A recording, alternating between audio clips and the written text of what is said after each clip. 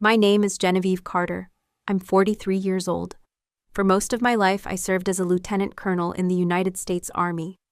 I've survived war zones, lost friends I called brothers and sisters, and carried secrets I'll take to my grave. But nothing, absolutely nothing, prepared me for the moment. My own brother stood up in court, pointed at me, and screamed, "She's just a fake veteran." The words echoed in my head like gunfire. I remember the sudden stillness in the courtroom, the collective gasp, the confusion, the disgust. I could feel every eye in that room piercing through me, stripping away decades of service, sacrifice, and honor in the blink of an eye. But I didn't flinch. I didn't cry.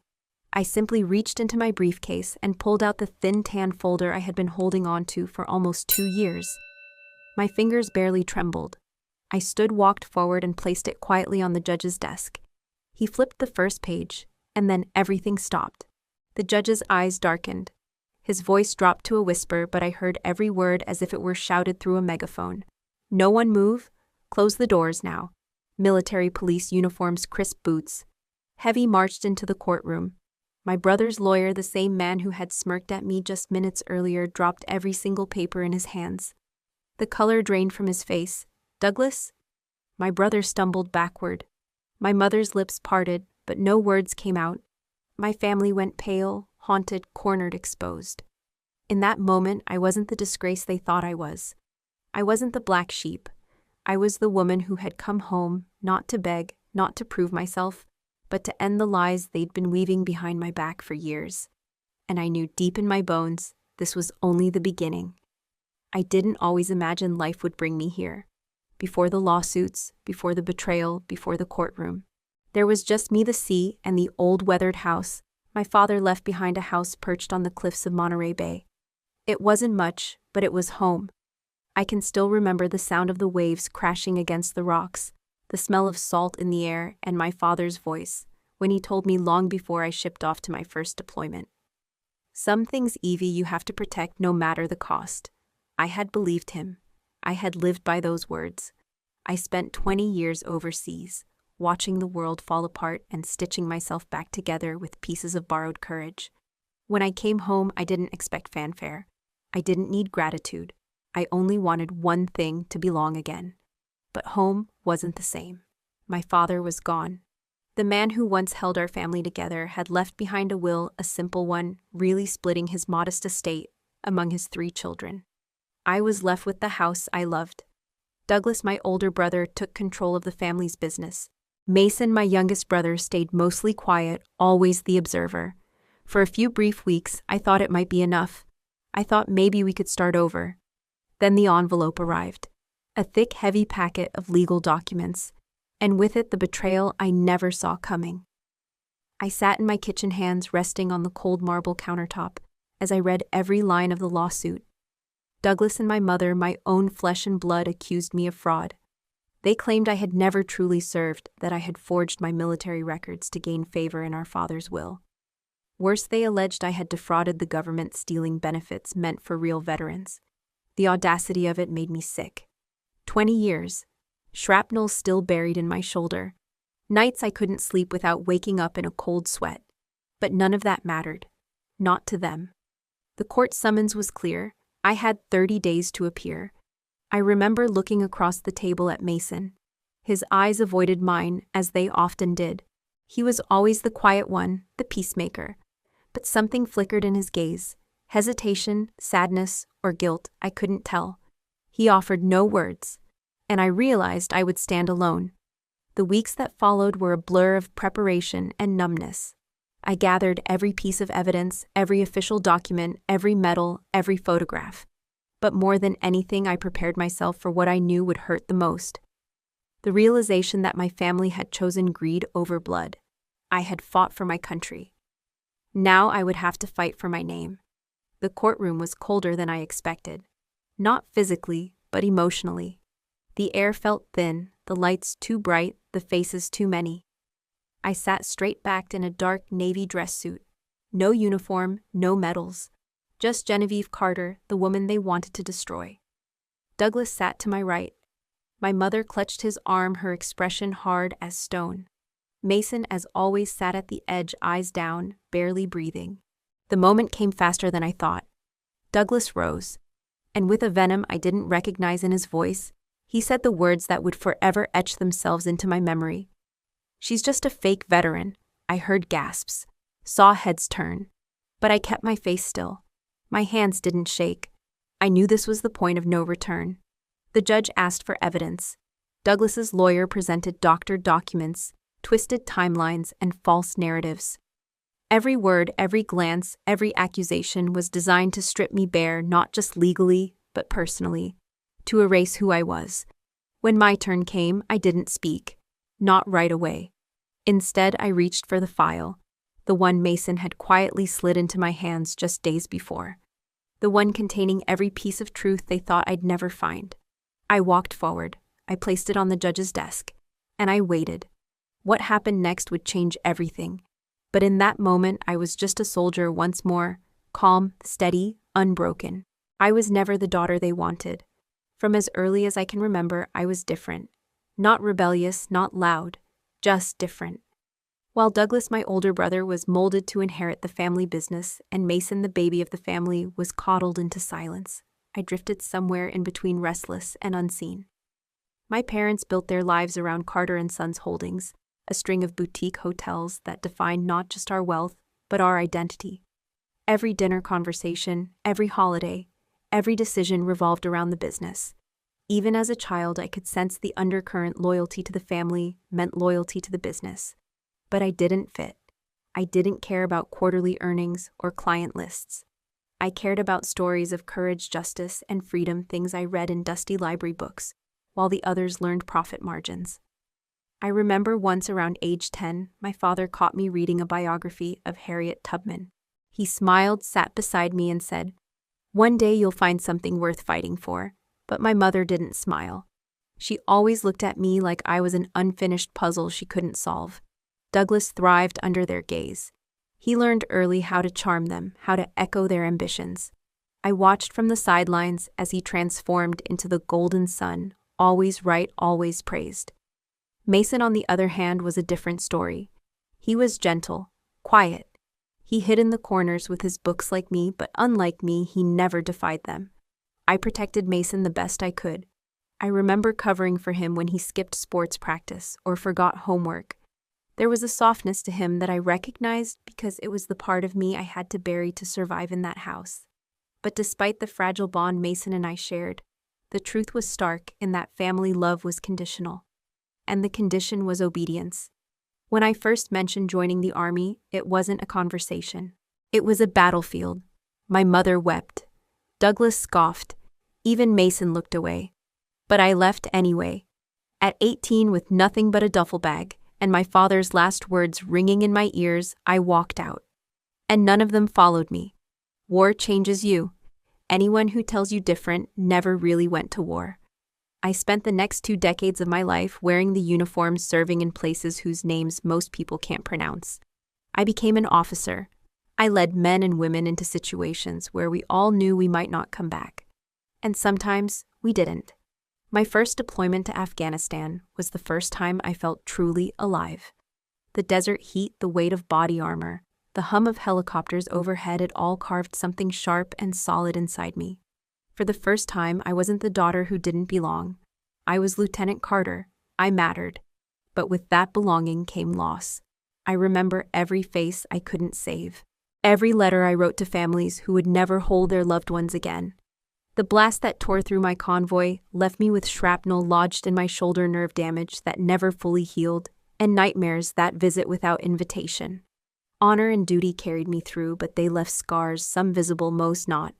And yet I never resented those years, because I knew who I was when I wore that uniform.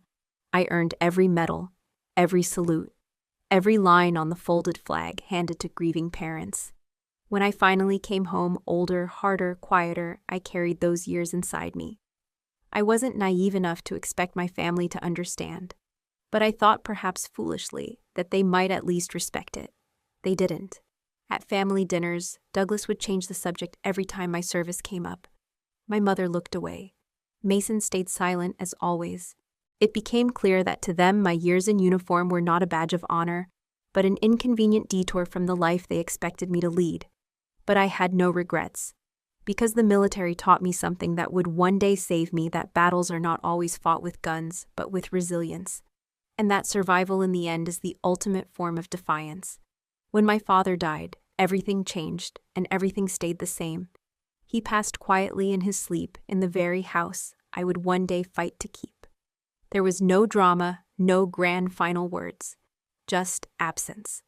The funeral was a polished affair, suits whispered condolences, and a family that looked whole only on the outside. I stood beside Douglas and Mason as the casket was lowered. I could almost hear my father's voice. "Some things, Evie, you have to protect." The reading of the will came 2 weeks later. I didn't expect much. After all, I had been the estranged daughter, the soldier who vanished. But when the lawyer announced that my father had left me the Monterey house, our family's oldest property, the tension in the room thickened. Douglas's jaw tightened. My mother's lips pressed into a thin line. Mason, as always, said nothing. But I noticed his eyes wider than usual, darting between us. The house wasn't worth millions, but it meant something. It was history, memory, roots. Douglas inherited the business as expected. Mason received a trust fund. I received a home. And for a brief moment I thought maybe, just maybe, we could move forward. But greed has deep roots. And less than a month later, the first legal notice arrived. They claimed I had manipulated our father, that my military service was fabricated, that I had stolen valor and by extension tainted the will. They demanded the house, the inheritance, and my silence. I was stunned. Not because they wanted more, I had always known Douglas's hunger for control, but because they were willing to erase everything I was to get it. The betrayal wasn't in the lawsuit.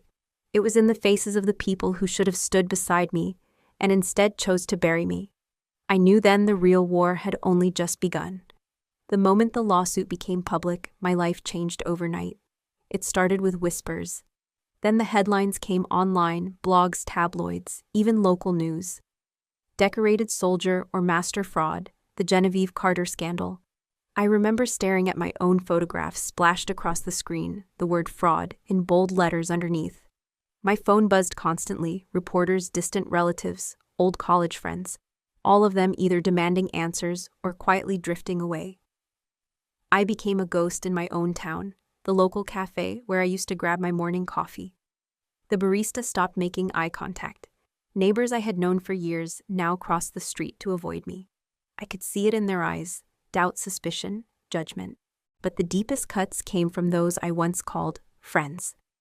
Some sent polite but distant messages, thinking of you, while others disappeared without a word. Invitations dried up, smiles faded. Even the Veterans Association I belonged to hesitated, reaching out only to request clarification on my status. The isolation weighed heavier than any battlefield deployment I had endured. Douglas and my mother, meanwhile, pressed forward relentlessly. Their legal team was ruthless, feeding the media, leaking doctored documents, twisting half-truths into damning narratives. They painted me not only as a fraud, but as an ungrateful daughter, a disgrace to both family and country. Every time I saw my mother's face on television calmly stating how concerned she was about my well-being, I felt the same sick churn in my stomach. How easily she smiled for the cameras while stabbing me from behind. And Mason, he remained silent. Or so I thought. The worst part wasn't the legal battle itself. It was the gnawing fear that maybe, just maybe, people would believe them. That the years I had poured into serving my country, the sacrifices, the scars, the memories, none of it would matter if the world decided to write a different story. I started doubting myself. I started to feel unmoored. I would wake at night drenched in sweat, the lines between my battlefield nightmares and this new war blurring together. But somewhere in that darkness, something hardened inside me. I wasn't going to let them win. Not like this. I knew I couldn't fight this battle with emotions. I had to find the truth. The real truth hidden beneath years of family secrets and carefully constructed lies. The first clue came unexpectedly. A text message. From Mason. It was short. Just 5 words: "We need to talk. Alone." I met him late one evening at the very cliffs where my father used to take us when we were children. The wind was cold. The sea roared below. Mason stood there, arms crossed, visibly nervous. He had aged since the last time I really looked at him. Lines traced his forehead. His eyes, though, were the same, soft, troubled, distant. "I never wanted this," he said quietly. "I didn't know how far they'd go." He handed me a small flash drive.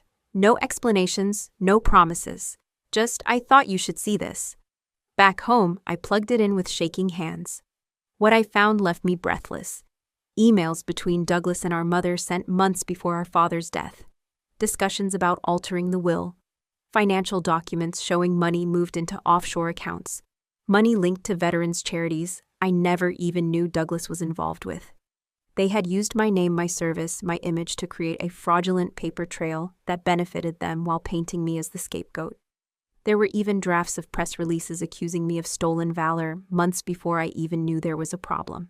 I sat frozen, the weight of the betrayal suffocating. But what cut deepest wasn't the scheme itself. It was Mason, the boy I had protected, the one I thought I had lost to the family machine. He had chosen, finally painfully, to do the right thing, and that left me with a choice of my own. I could take this evidence and burn them to the ground, or I could find a way to win without becoming like them. I didn't sleep that night. Instead, I drafted my plan carefully, methodically, letting every emotion, every shred of heartbreak fuel my determination. They thought they knew me. They thought I would break. But they forgot soldiers don't quit. The next morning, I looked at myself in the mirror for a long time. The reflection staring back wasn't the woman who left for basic training at 18. It wasn't the soldier who survived IED blasts and desert ambushes. It wasn't the woman who wept when she received her first commendation. It was something different, something quieter. Steadier, I saw Genevieve Carter, the woman who refused to be erased. I gathered every piece of evidence, not just Mason's files, but my own service records, testimonials from former commanders, letters from soldiers. I had led photographs, medals, everything that told the real story of who I was. But I also gathered something else: perspective. I realized then that my fight wasn't just about the house, or the inheritance, or even my name. It was about something far greater. It was about dignity, about truth, about the quiet defiance of standing your ground when the world wants to shove you into silence. I could have gone public. I could have screamed from rooftops. But instead, I chose precision. I chose law. I chose integrity. I hired the best forensic accountants, legal minds, and digital investigators. Every step was deliberate. Every move designed not to humiliate, but to reveal. And through it all, Mason stood beside me. He didn't speak much. He still fumbled with words, still looked away when emotions ran too high. But he stayed. That mattered. The day before the final court hearing, I returned to the Monterey house. I walked through each room, touching the walls, remembering the echoes of my father's laughter. I sat on the porch as the sun dipped below the horizon, the salty breeze brushing against my skin. I wasn't angry anymore. I wasn't bitter. I was ready. They had declared war on my character, on my memories, on everything I held sacred. But I was done playing their game. I would let the truth speak for itself. And this time, I wouldn't flinch. The courtroom felt colder that morning, not because of the air conditioning or the marble floors, but because of the weight pressing down on every breath I took. There was a heaviness to the silence that stretched between each word, spoken a tension so thick it could have been cut with a knife. I sat at my table, hands resting flat back, straight eyes forward. I could hear the soft shuffle of papers, the muted coughs, the hushed whispers of onlookers, but I tuned them out. I had to. Douglas was seated across from me, his lawyer to his left, my mother on his right. They looked composed on the surface, calm, polished, unbothered.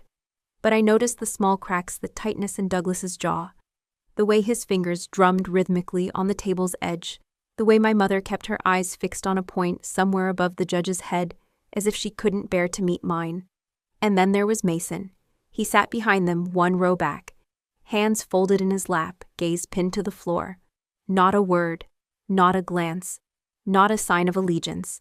For a moment, I felt the old ache, the memory of the quiet little boy who used to follow me around the garden, who would tug on my sleeve when the others shouted, who once whispered that he wished he could be brave like me. I wondered if that boy still existed, or if, like so much else in this family, he had been buried beneath decades of control and silence. The judge called us to order. The attorneys rose, and the performance began. Douglas's lawyer was slick, every word polished to a mirror shine. He spoke of family values, of concern for rightful inheritance, of irregularities in my military record. He presented charts, timelines, printouts, each designed to chip away at my credibility, to plant seeds of doubt in the judge's mind. I watched without blinking. I had expected every move. I had mapped out their strategy months ago when the first notice arrived. My attorney stood, calm, precise. She dismantled their arguments methodically, piece by piece, never once raising her voice. She presented my service record verified and notarized. She showed commendations letters from commanders, even photos from the field, things I had never intended to use as weapons, now forced into evidence to defend the life I had built. But as the hours dragged on, the air in the room grew thinner. Douglas took the stand. I sat frozen as he raised his hand, swore his oath, and looked straight into the judge's eyes with the same charm he had used on business investors for years. He spoke of family loyalty, of strange behavior, of how I had distanced myself for decades, only to reappear at the reading of the will. He painted me as unstable, as opportunistic, as someone who had worn the uniform but never truly earned it. And then he said it, the words that made my blood run cold. "She's just a fake veteran."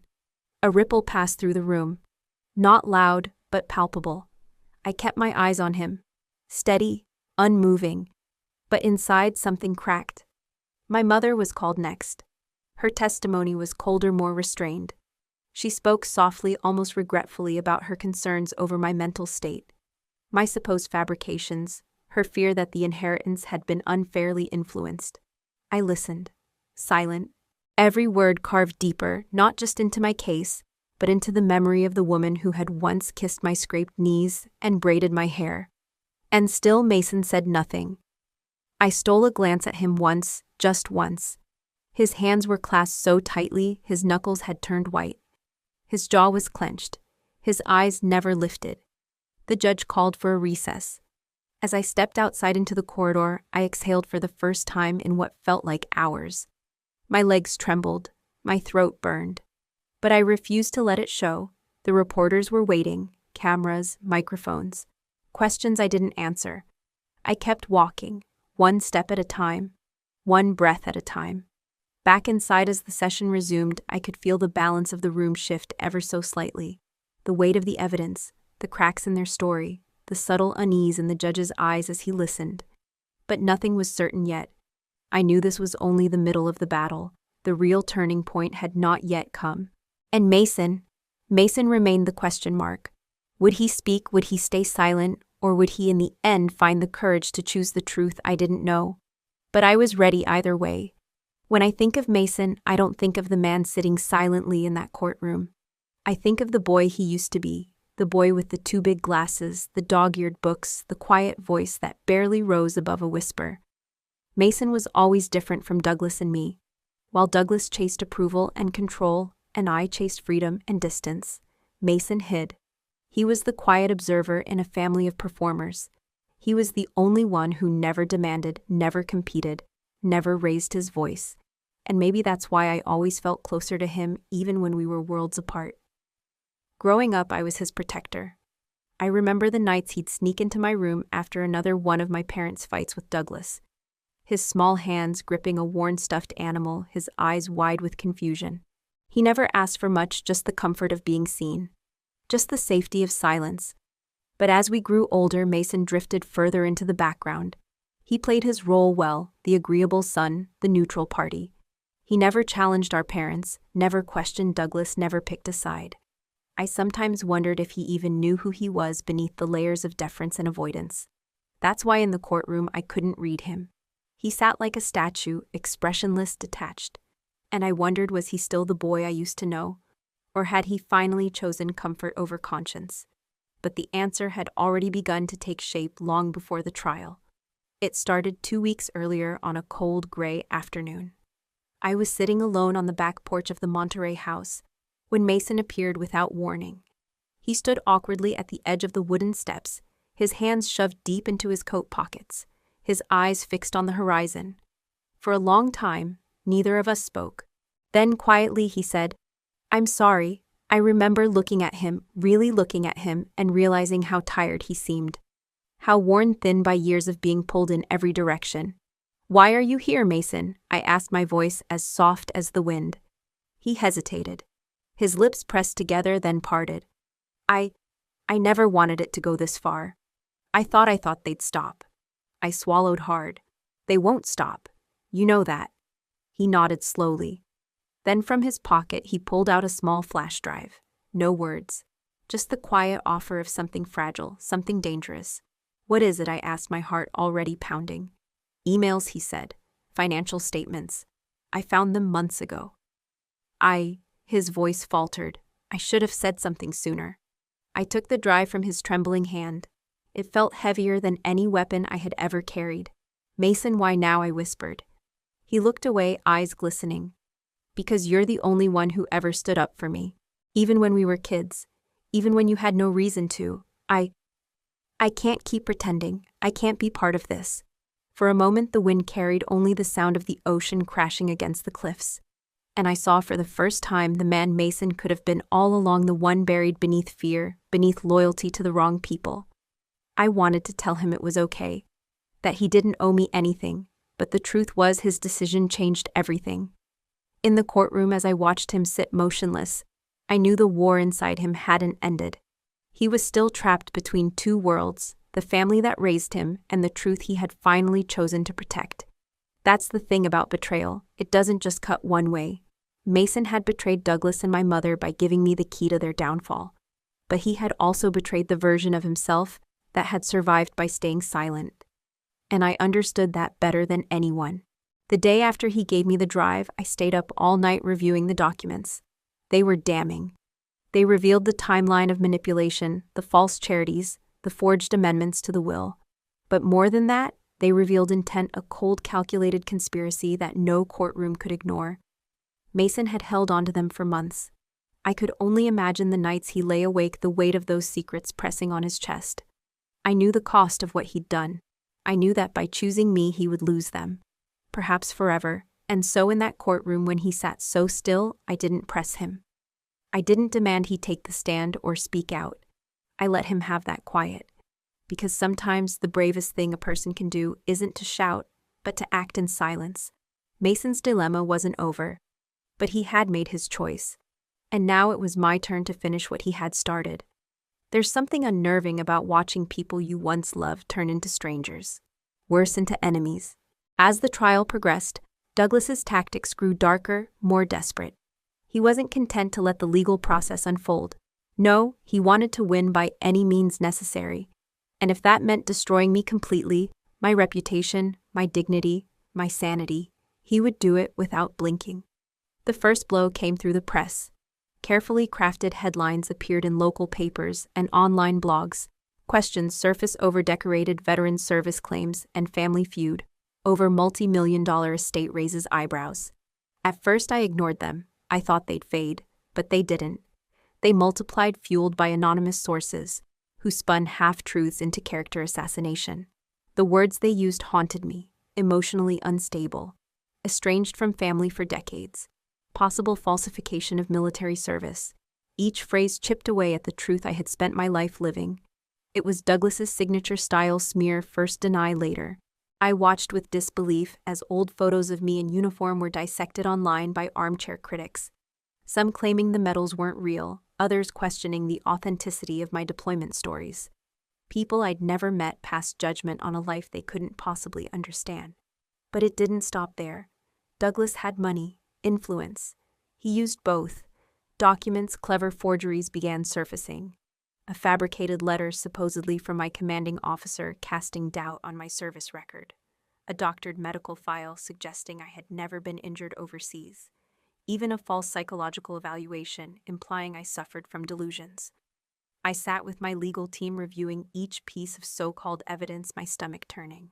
Every forged signature, every digital manipulation, every twist of fact. It was like being erased in real time. The worst of it, though, wasn't the lies in the newspapers. It was the manipulation inside the family. Douglas had always been my mother's favorite. But now he weaponized that loyalty with surgical precision. I heard whispers of the things he told her behind closed doors. That I was dangerous. That I was mentally unstable. That I had returned not to mourn our father, but to steal what wasn't mine. I saw it in her eyes when she passed me in the courtroom corridor, an emptiness where once there had been something resembling maternal warmth. She didn't speak to me. She barely looked at me. It was as if I had already been disowned, erased not by law but by choice. It's a particular kind of heartbreak, realizing your own mother has chosen to believe the worst about you. Not because she has proof, but because it's easier. Easier to follow Douglas's version of reality than to face the possibility that her golden child could be capable of deception. I wrestled with the bitterness every night. I lay awake replaying every moment from our childhood, every Christmas morning, every scraped knee she tended, every lullaby she hummed. I searched for signs, for clues, for anything that could have warned me that one day she would stand silently as her son destroyed her daughter. And then there was Mason. Mason became the quiet center of the storm. Neither openly defiant nor fully complicit, he drifted in and out of conversations, his face a mask of conflict. I knew he was carrying the weight of what he'd given me the evidence on that flash drive, and I knew it was tearing him apart. Douglas noticed too. I saw how Douglas leaned in during breaks, whispering to Mason with that rehearsed smile. I saw the subtle touches on the shoulder, the careful nods, the cold calculation behind every gesture. He was reeling Mason back and playing on guilt, on fear, on the old family script, loyalty. Above truth, appearances, above integrity. It sickened me. But I knew better than to intervene. Mason had to come to his decision on his own. If I pushed, I risked losing the only fragile thread of honesty left in our bloodline. In the quiet moments, those brief suffocating pauses between testimonies, I caught Mason's eyes across the courtroom. His expression unreadable, but I recognized the fracture. The slow, inevitable breaking of someone forced to choose between the family that raised him and the truth that could set him free. And still, I remained standing. I chose silence not because I was weak, but because I knew that some battles aren't won through shouting. They're won through endurance, through patience, through letting the truth rise when the lies collapse under their own weight. Douglas had thrown everything at me: the media, the forged documents, the family bonds he twisted into weapons. And yet I stood, bruised but not broken, alone but not defeated. And I knew with absolute certainty that the closer we came to the verdict, the more desperate he would become. The war wasn't over, not yet, but the tides were beginning to turn. The night before the final hearing, I sat alone in the Monterey house, staring out the window as the waves crashed against the rocks below. The air smelled of salt and memory. My hands rested on the old wooden table where my father used to sit with me, tracing maps of places I'd later see with my own eyes in uniform. This house was more than inheritance. It was the last unbroken piece of who I used to be before the world, before the family, before the war. I had made my decision long ago. I wasn't going to bend. I wasn't going to bargain. No matter what Douglas threw at me, no matter how many lies, no matter how much they twisted my history, I would stand. Even if I stood alone. But deep down, I knew I wasn't the only one still undecided. Mason. He had become the quiet heart of this storm. He held the key, the truth hidden in that flash drive. And yet he hadn't spoken a single word in court. He sat through every accusation, every bitter glance, every twisted story, without so much as lifting his eyes. I had stopped hoping for his help. I told myself that whatever choice he made, I would respect it. But in truth, a part of me, the small, fragile part that still believed in family, waited. Silently, painfully. It was just after midnight when I heard the knock. I opened the door to find Mason standing there, drenched in mist, hands shoved deep into his coat pockets, his face pale beneath the porch light. For a moment we just looked at each other, neither of us speaking. Then he exhaled sharp and shaky and said, "I can't sleep." I stepped aside. "Come in."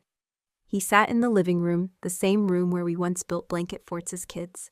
His eyes drifted across the framed photographs on the mantel, our family in better years. My father's laugh forever frozen in glass. "I hate him," Mason whispered, barely audible. "I hate what he's done." "But she..." He shook his head. "She's still our mother." I lowered myself into the armchair opposite him. "I know," he swallowed hard. "If I say something, if I testify, she'll never forgive me." I didn't reply right away. Instead, I let the silence sit between us, heavy and honest. Finally, I said, Sometimes doing the right thing costs you everything. Sometimes it's not about what you lose. It's about what you can live with when it's over. His eyes found mine, then filled with something I hadn't seen in years, raw human fear. "I don't want to lose you too," he said softly. I felt my chest tighten. After everything, after the betrayal, after the distance, those words still pierced deeper than any courtroom testimony. "You won't lose me," I said quietly. "Not if you choose the truth." For a long moment, Mason didn't move. Then slowly he nodded. "I'll speak," I exhaled. Not relief, not victory, just release. The knowledge that the choice wasn't mine to force, but his to make, and he had made it.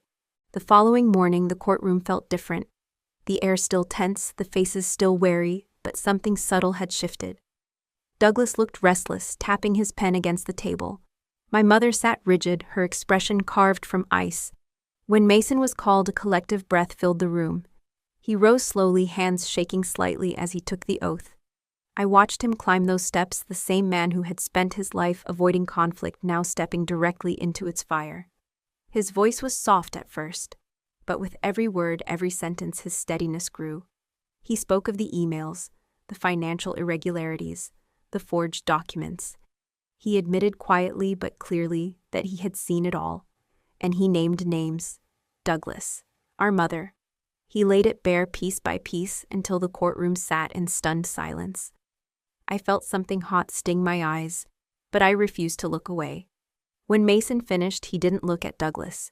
He looked at me, and in that glance, everything between us, the childhood secrets, the shared loneliness, the long years of unspoken words, healed, if only slightly. He had chosen. Douglas's face twisted in barely contained rage.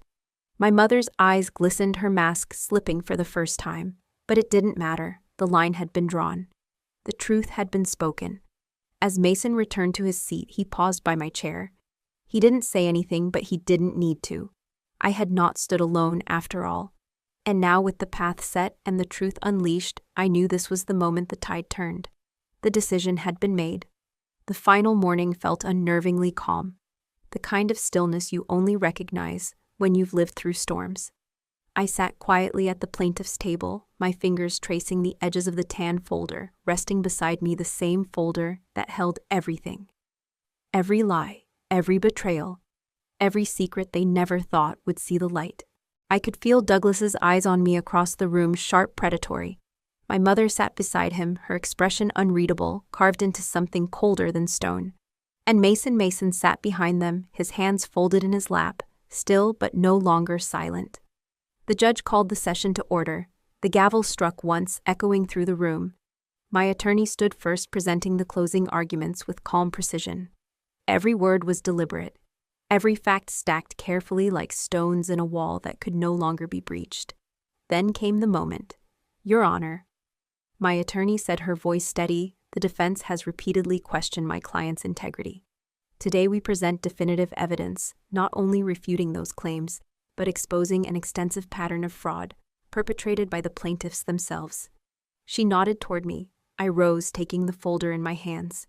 My footsteps felt heavier than usual, not from fear, but from the sheer weight of what I was about to do. As I approached the bench, I caught Mason's gaze just for a second.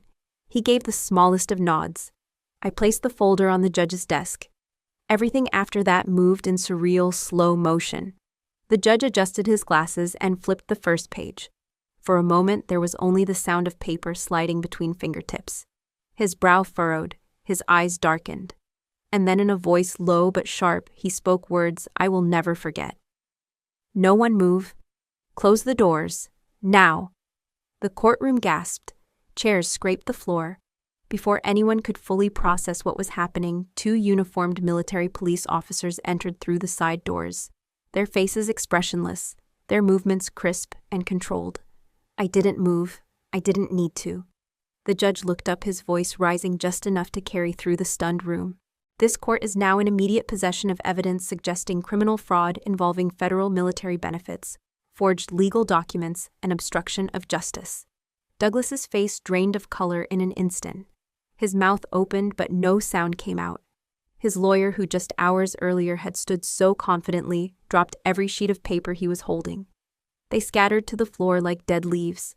My mother sat frozen, her eyes wide, her lips trembling but silent.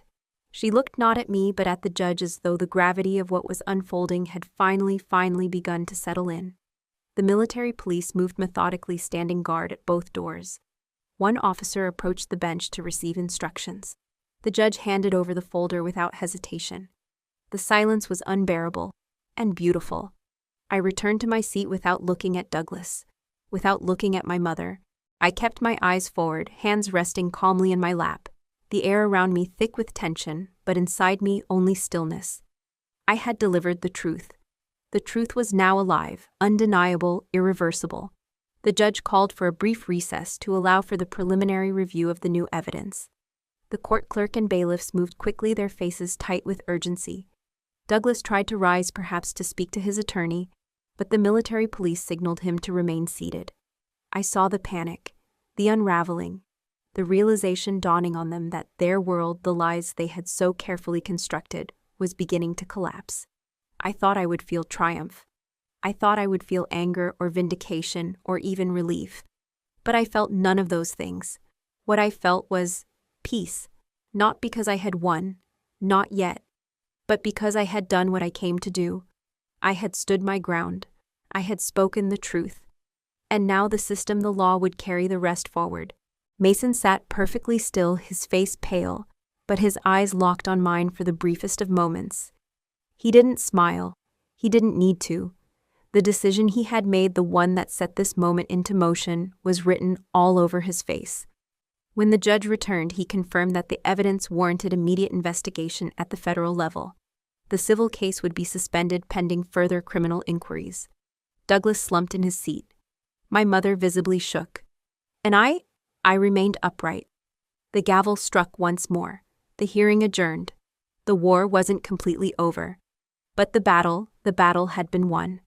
I stood, exhaled, and for the first time in what felt like years, I allowed myself to breathe without fear. The bombshell had landed, and I was still standing. The truth has a strange way of revealing itself, not always in shouts or dramatic outbursts, but sometimes in quiet, methodical precision. That morning, when the judge returned and the courtroom doors remained firmly shut under the watch of military police, I knew the unraveling had begun.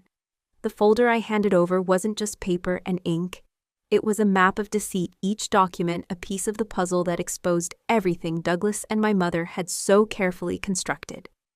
Every forged signature, every manipulated bank transfer, every twisted legal maneuver, it was all there. The judge's voice was even, but I could hear the shift beneath it. The shift from civil disagreement to criminal exposure. The first revelation came with the financial records funds, supposedly earmarked for veterans' charities. Charities Douglas claimed to support in my name had been siphoned into private accounts. Accounts linked directly to both him and my mother. Not just embezzlement, not just greed, but the exploitation of my military service, the very core of my identity, twisted into a tool for profit. I watched as Douglas's face drained of color. His lawyer fumbled through papers that no longer mattered. Every lie they had carefully spun was being dismantled in real time. The second revelation cut deeper. The forensic analysis of my father's will. The amendments filed mere weeks before his death bore signatures that didn't match the originals. The ink was fresh.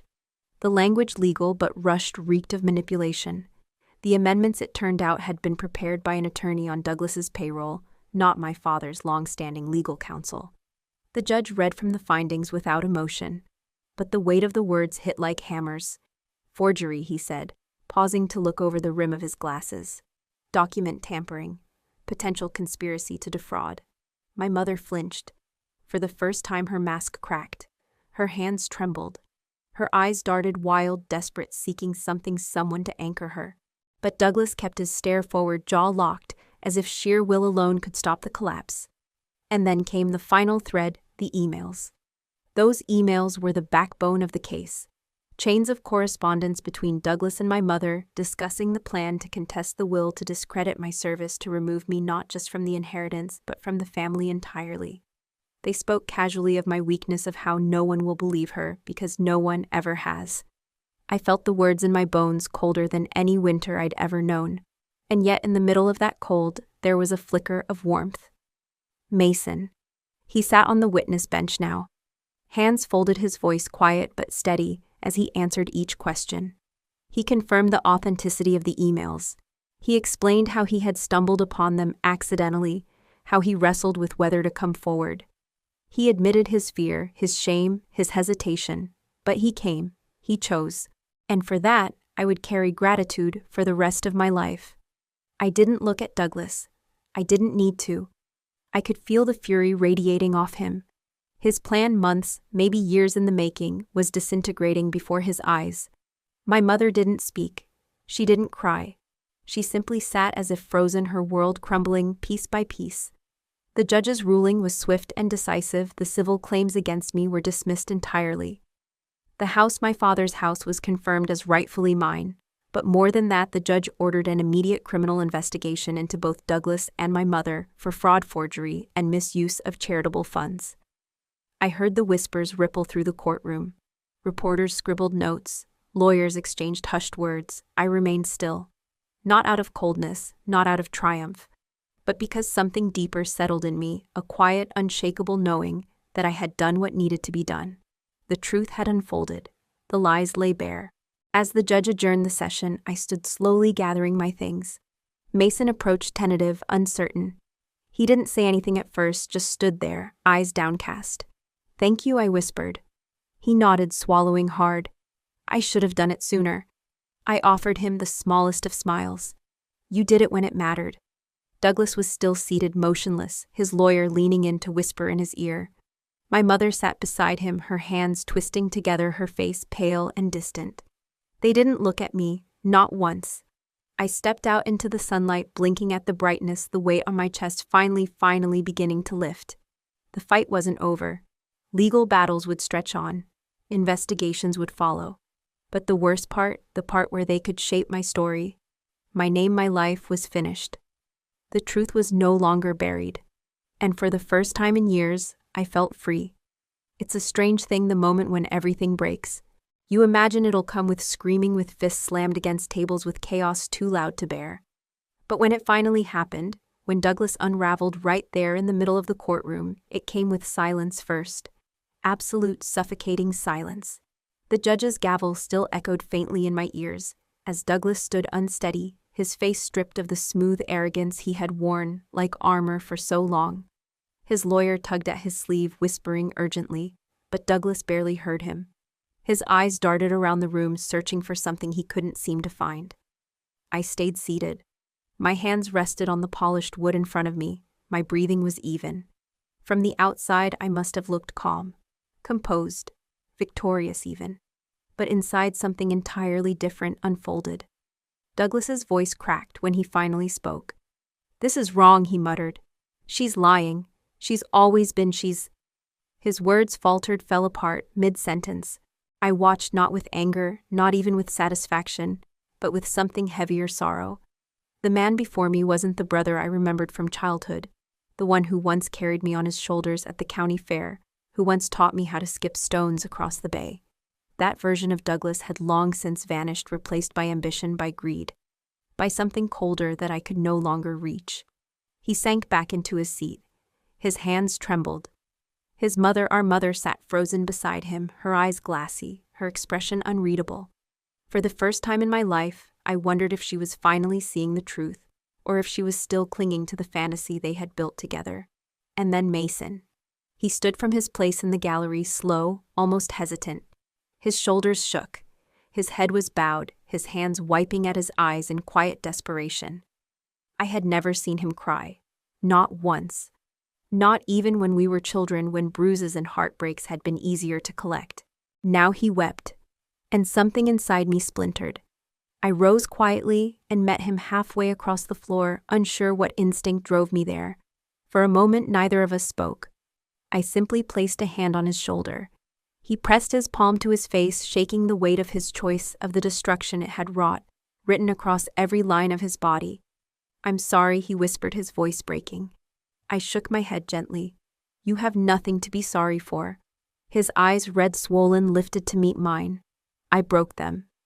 "No," I said softly. "They broke themselves.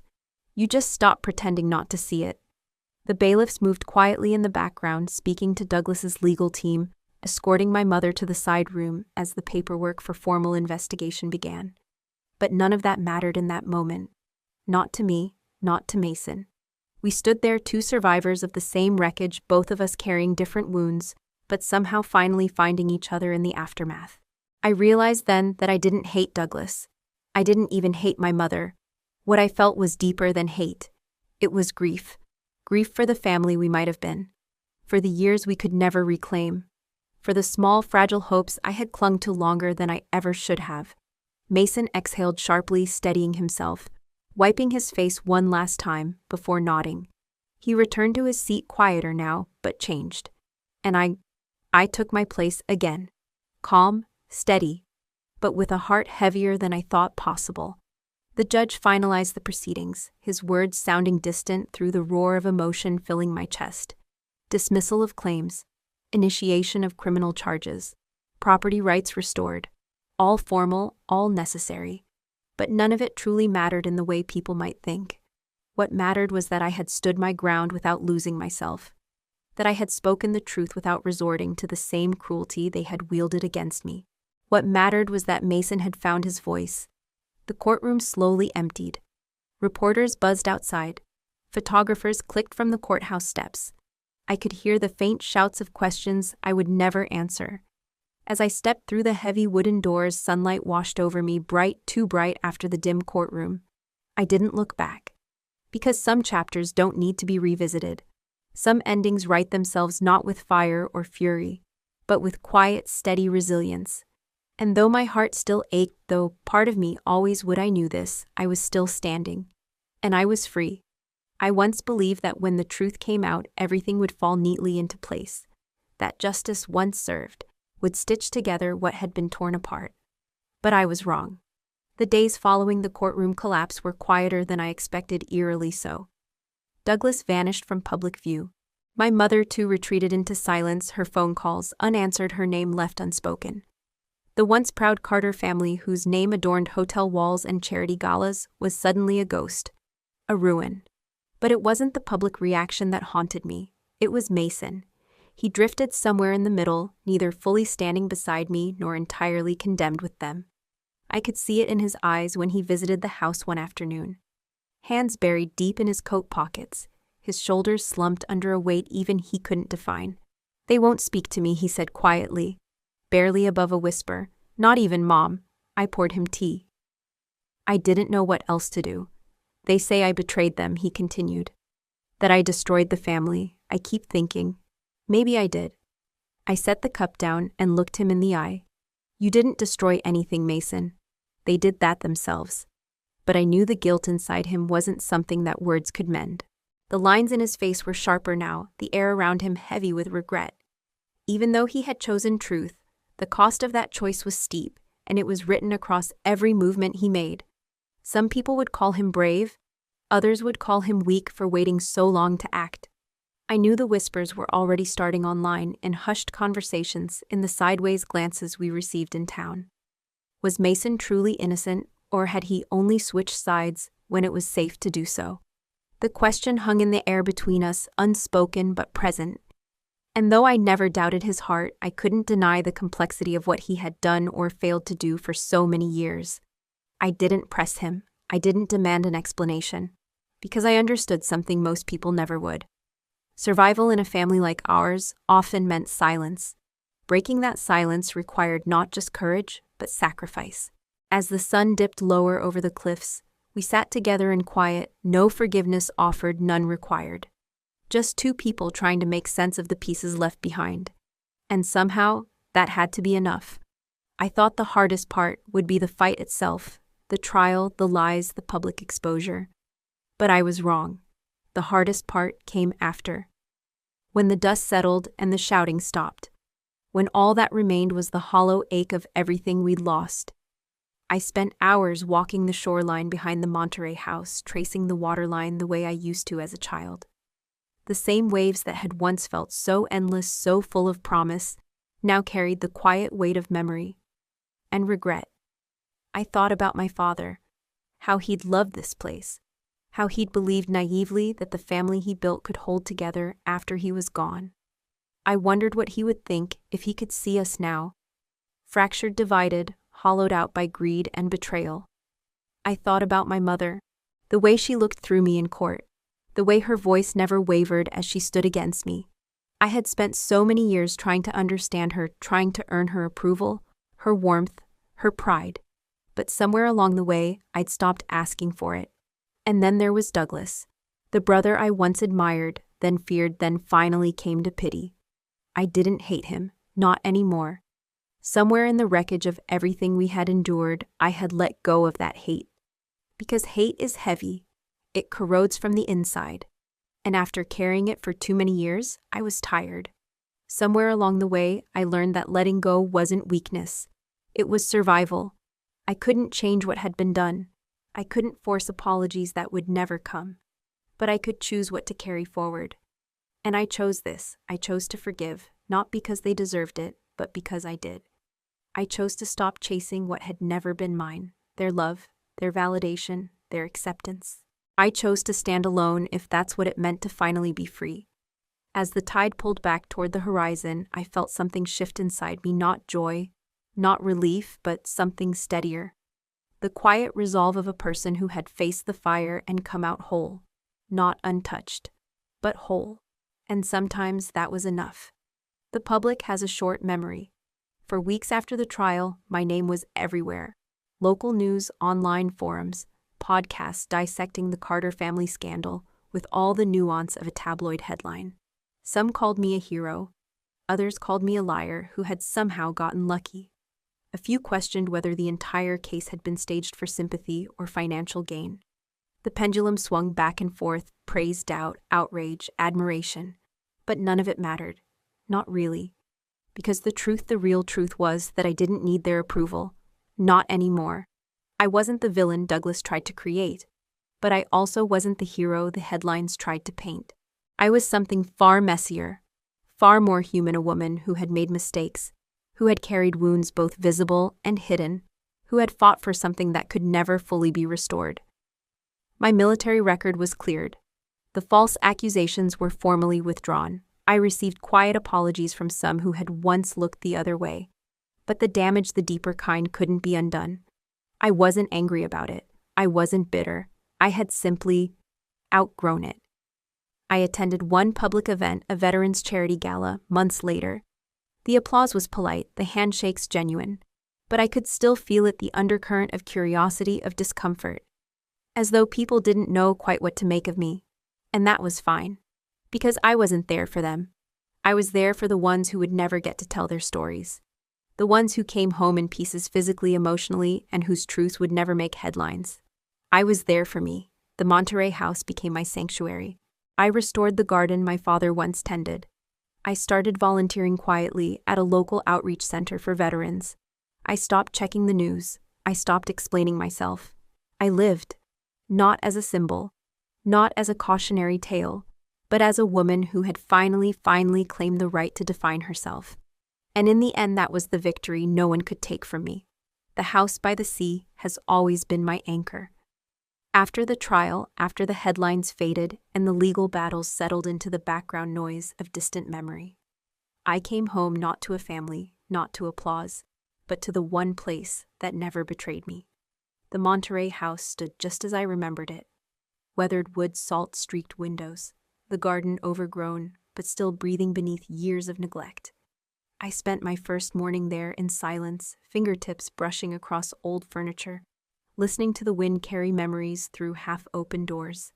I didn't rush to fill the space. I let it remain simple, bare, honest. I started tending the garden again, slowly, patiently. Hands in the soil, knees pressed to the earth, I found something I hadn't realized I was missing: stillness. The kind that doesn't demand answers. The kind that allows you to simply exist. I wrote. Pages filled with stories I'd carried for decades. Some from distant battlefields, some from quiet childhood afternoons.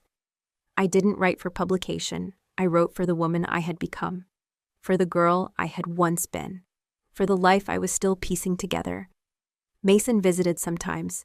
He never stayed long. He never spoke much. But when he came, we sat on the porch with coffee, watching the sun dip below the water, the sky bleeding gold and violet. We didn't talk about the trial, or the family, or the things we'd lost.